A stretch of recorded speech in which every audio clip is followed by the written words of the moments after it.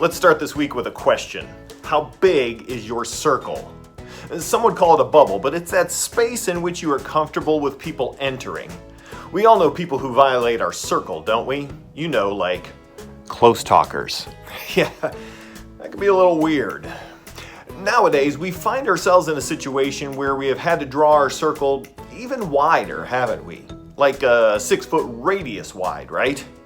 We want to make sure that we're protected from the virus that has changed everything, so we have lines in the grocery store to keep us in our circle and out of anyone else's, and make sure that we are spread out and in the yard when we visit with folks.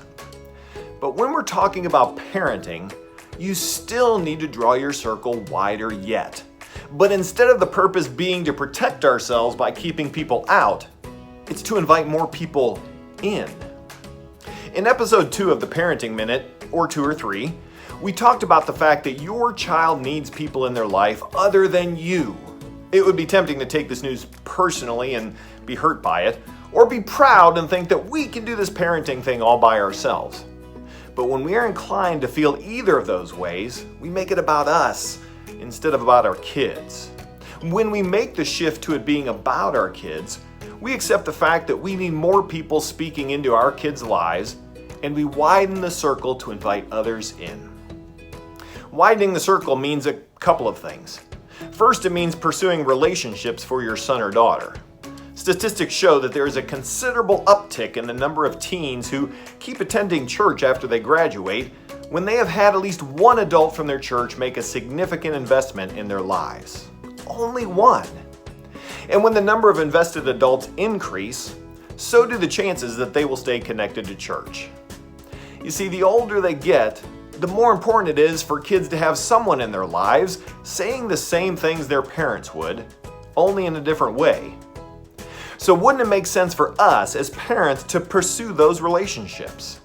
I mean, our kids following Jesus is the goal, so if this moves them in that direction, it would make sense to make this a priority. The other thing widening the circle does is that it moves from a me approach to a we approach. This is more than just getting a group of people together who will preach at your kid. That's not going to go well. But what it does mean is that it gives your kid a place not only to belong, but also to engage in the bigger story that we talked about last week.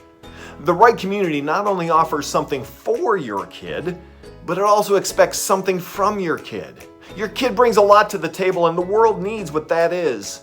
And when your kid contributes to the bigger story, when your kid is involved in bringing heaven to earth, in being an instrument of reconciliation and redemption, that's where the greatest transformation takes place. It's kind of like the difference between being a travel agent and a tour guide. A travel agent sits behind a desk and gives directions. A tour guide walks along with the traveler and answers questions and prompts questions along the way. We need more tour guides. We need more people in our kids' lives who will walk through life and help them process along the way. That is going to be the best path to discipleship in our kids' lives. That being said, I'll leave you with this question. What are you doing to encourage your child's relationship with people outside the home? I'll be praying for you as you wrestle with this question. Have a great week.